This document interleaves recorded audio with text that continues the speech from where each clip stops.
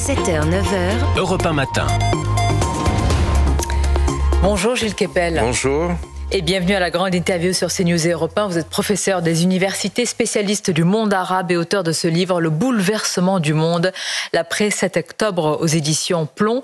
Quelle sera l'ampleur de la riposte israélienne? Bombardement d'infrastructures, assassinats ciblés ou alors un coup d'ampleur? En tous les cas, les États-Unis veulent que cette riposte israélienne à l'égard de l'Iran ne vise pas les installations nucléaires iraniennes. Au final, Gilles Kepel, qui va décider de cette riposte?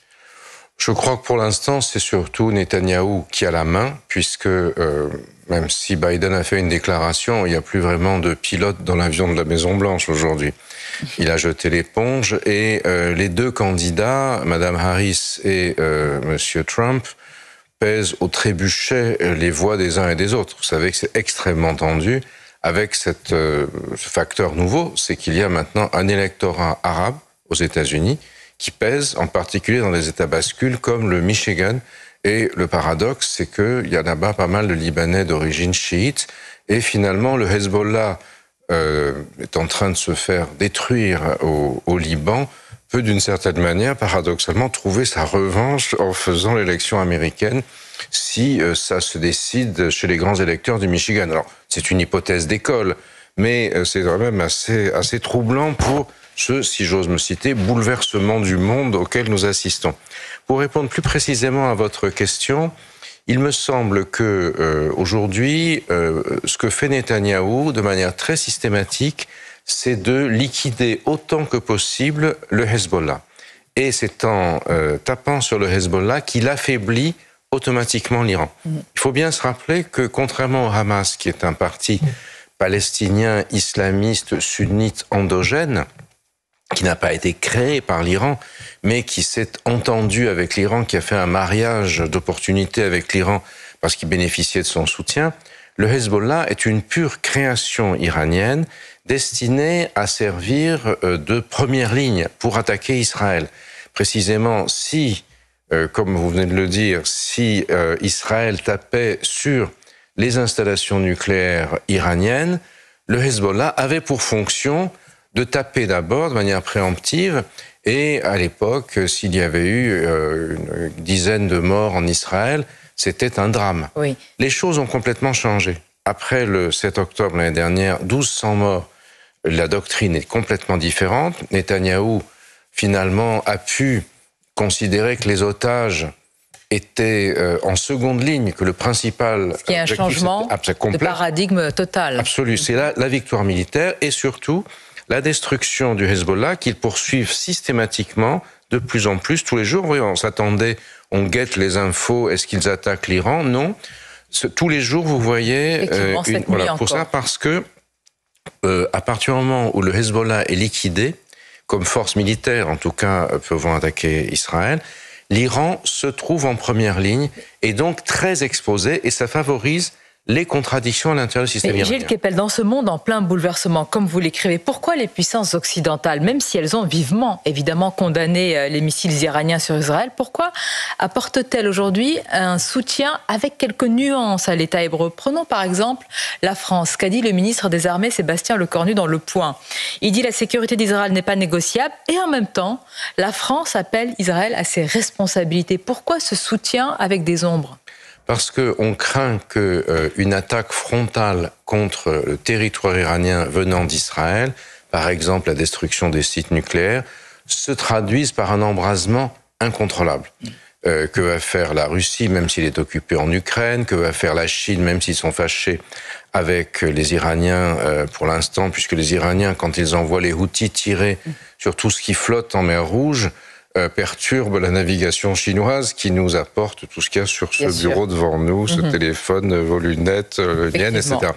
Et donc, ça, je crois qu'il y a une crainte d'embrasement. Vous savez, si vous pensez à ce qui s'est passé à la fin de l'URSS, moi j'essaye de raisonner un peu comme ça, c'est peut-être extrême, mais bon, c'est une hypothèse. Les États-Unis n'avaient pas attaqué le territoire soviétique. Ils avaient fait en sorte que l'armée rouge en Afghanistan s'effondre et quitte Kaboul à la mi-février et 1989, et ensuite, 6 mois plus tard, le mur de Berlin s'était effondré parce que le système russe... C'est un peu ce qui se passe, je crois. Donc, Gilles Kepel, ce matin sur CNews Europe 1, vous nous dites qu'il faut peut-être moins s'attendre à une attaque directe sur l'Iran qu'un affaiblissement via encore le Hezbollah, même si sa tête a été... En tout cas, c'est ce que fait aujourd'hui Israël. Leur stratégie, alors ils annoncent qu'ils vont taper, ça c'est si j'ose dire, de bonne guerre, mais c'est surtout affaiblissement maximal du Hezbollah pour multiplier les contradictions internes en Iran. Alors hier, il y a eu une rumeur qui est passée, mais qui n'a pas été reprise ensuite, selon lequel l'ancien président Ahmadinejad aurait dénoncé le fait que le renseignement iranien était infiltré au plus haut niveau. Il y a des choses très troublantes. La mort de l'ancien président... Alors, certains disent que c'était... un hélicoptère? Oui, que c'était un accident d'hélicoptère. Pour le dire simplement, on peut dire le temps était Mossad, si vous me permettez ce jeu de mots. La mort de Haniyeh dans le bunker ultra sécurisé des gardiens de la Révolution, là aussi, ça n'est pas quelque chose qui a été fait en passant par quelqu'un furtivement. D'accord, donc l'infiltration peut-être... Voilà, l'infiltration, ou même plus, c'est-à-dire une partie de l'establishment sécuritaire, comme c'était le cas pour le KGB à l'époque, à la fin de l'URSS, qui décide que ça suffit, qu'on va dans le mur, et que si on continue comme ça, c'est l'Iran tout entier qui va s'effondrer. Gilles Kepel, on a parlé des réactions occidentales. Parlons aussi du reste du monde. Vous avez évoqué la Russie, la Chine, il y a le Sud global. L'émergence de ce Sud global est en train d'installer l'idée d'un Nord, pour le dire rapidement, éternellement coupable. Oui. Et le modèle ou l'exemple de ces pays du Nord serait Israël. Est-ce qu'il y a aujourd'hui une inversion totale des normes, des choses qui feraient, pour le dire rapidement, que la Shoah ne serait pas vue comme le plus grand crime de l'histoire, mais la colonisation serait le plus grand crime? C'est exactement ça que l'idéologie du Sud global, qui est basée sur la doctrine décoloniale, sur le wokisme qui taraude aujourd'hui nos universités. L'idée, c'est ça, c'est qu'on change complètement de paradigme. C'est ce que j'ai essayé de montrer dans ce livre. Et justement, on voit bien que la notion de génocide, qui était désignée au départ principalement le massacre des Juifs par les nazis, en hébreu on a appelé la catastrophe, la Shoah, qui en arabe est traduite par Nakba, c'est-à-dire la catastrophe, qui crée une équivalence, donc a été remplacée dans la vision du monde des gens qui défendent le Sud global par le fait que c'était le génocide, c'était ce que Israël faisait à Gaza. Et en disant cela, ça veut dire derrière que Israël n'a plus de légitimité comme État, puisqu'il a été créé pour fournir un havre aux survivants du génocide. Ces survivants étant devenus génocidaires, entre guillemets, du coup, l'État n'est plus légitime. Et ça, c'est un véritable changement de paradigme qui montre que le monde, les fondements moraux du monde, tels qu'ils ont été établis en 1945, avec la création de l'ONU, etc., aujourd'hui sont devenus impertinents, obsolètes, c'est ça. Vous en avez eu un exemple terrible, parce que juste au moment où Israël allait commencer la liquidation du Hezbollah, il y avait la réunion de l'Assemblée générale de l'ONU. Netanyahou y est arrivé, tout ça avait l'impression d'une mascarade. Netanyahou a traité l'ONU de marécage antisémite, et les trois quarts des pays du Sud n'étaient pas présents quand il a parlé. Mise en scène. Voilà, c'est ça. Donc, si vous voulez, on a l'impression que le système... Ils viennent d'interdire à Gutiérrez de mettre les pieds en Israël. Donc, on a le sentiment que ce système est en suspens, et que là, ce qui est en train de se passer, ce sont de nouvelles forces. Alors, c'est d'autant plus visible que les États-Unis, si j'ose dire, sont flottants. Toujours les 6 mois qui précèdent l'élection présidentielle. Oui. Mais là, particulièrement, avec le président qui a dû jeter l'éponge. Et dans un contexte... Mais alors, dans ce flottement généralisé, quand même, et ce désordre aussi généralisé, quelle est la voix de la France? Alors, perd-elle de l'influence et un poids important? Et est-ce que vous diriez, Gilles Kepel, que le positionnement diplomatique de notre pays est de plus en plus conditionné à la sociologie de notre pays et aux banlieues, à certains territoires? Est-ce que notre position diplomatique dépend aussi de cela? Alors, en partie, aujourd'hui, on est dans une circonstance particulière, puisque on a un gouvernement tout à fait étonnant, puisqu'il est suspendu entre une motion de censure et l'autre. Donc ça, c'est quelque chose à quoi on n'était pas du tout habitué. la voix de la France avec son domaine réservé, c'était dans le fantasme le général de Gaulle et Couve de Murville. Alors on n'est plus tout à fait dans cette logique-là. Monsieur Barrot vient de prendre ses fonctions, laissons-le s'installer.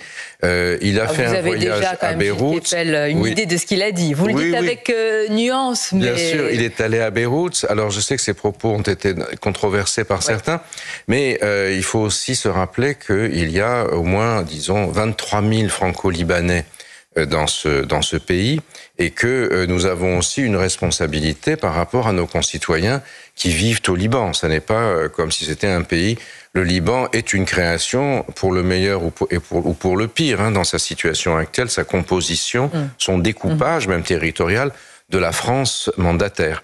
Donc effectivement, la France a aujourd'hui besoin de redéfinir la façon dont elle fonctionne dans le monde, à travers l'Europe, bien sûr.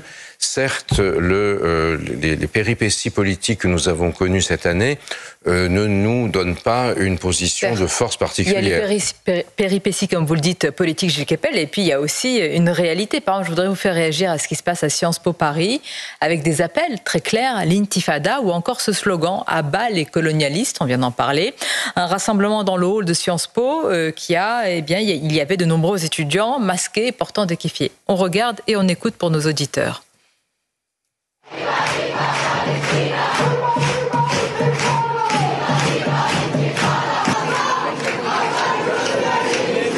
Effectivement, à bas le colonialisme. Qu'est-ce qu'on peut faire par rapport à ce slogan? C'est l'inversion que vous décriviez il y a quelques minutes. Oui, en grande partie. Alors, à Sciences Po même, j'y ai été longtemps professeur, et le nouveau directeur prend ses fonctions maintenant. Je crois que c'est quelqu'un qui a les pieds sur terre. Et donc maintenant... Ça veut dire quoi? Est-ce que les étudiants comme ça ont leur place à Sciences Po? Écoutez, je découvre la chose. Mais enfin, c'est effectivement... j'espère que, par exemple, quelqu'un comme moi ou un autre que moi pourra toujours s'exprimer et faire court. Mais si vous en êtes parti, c'est bien la preuve que quelqu'un comme vous ou vous-même, vous ne pouviez plus vous exprimer. Oui, enfin, c'était là, la Sciences Po, je n'y étais plus depuis longtemps, mais effectivement, j'ai été poussé hors de l'école normale supérieure parce que je ne suis pas woke, et j'ai été mis à la retraite anticipée pour cette raison, si vous voulez. Et effectivement, ça pose un problème dans l'université française aujourd'hui.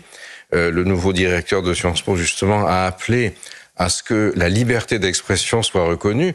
Effectivement, on a l'impression que ceux qui ne sont pas dans la ligne de ce que vous venez de montrer à l'instant n'ont plus véritablement la possibilité de s'exprimer. Et ça pose un problème pour la pérennité même de l'institution, et pas seulement à Sciences Po, mais dans le reste du...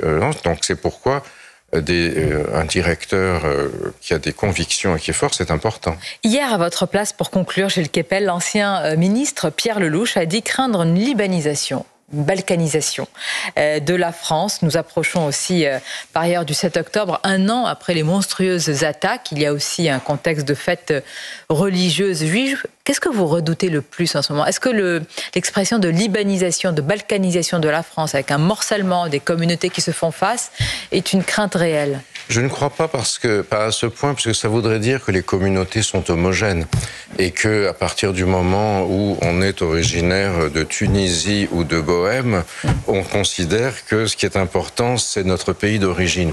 Or, fort heureusement pour nous, une grande partie de ceux qui sont d'origine étrangère dans ce pays, nous en faisons tous les deux partie, nous identifions principalement aux valeurs de la France et de la République, même si on garde de la nostalgie ou de la sympathie. Et les minorités qui font l'histoire, est-ce que vous craignez de leur part justement ce morcellement? Mais ça va être justement l'un des grands débats de notre société, et la polarisation identitaire de la société française, où vous avez d'un côté ceux qui sont obsédés par le soutien à la Palestine, à Gaza, etc., et de l'autre ceux qui vomissent le grand remplacement, fait que nous avons aujourd'hui une majorité ou un centre qui est suspendu entre l'un et l'autre, et c'est le défi qu'il nous faut aujourd'hui surmonter. Mais bon, il n'y a pas de raison de ne pas se mobiliser pour faire en sorte que notre pays persiste dans son être. Le sursaut est toujours possible, et je rappelle votre livre « Le bouleversement du monde, l'après 7 octobre » aux éditions Plomb. Merci beaucoup Gilles Kepel. Merci de votre invitation.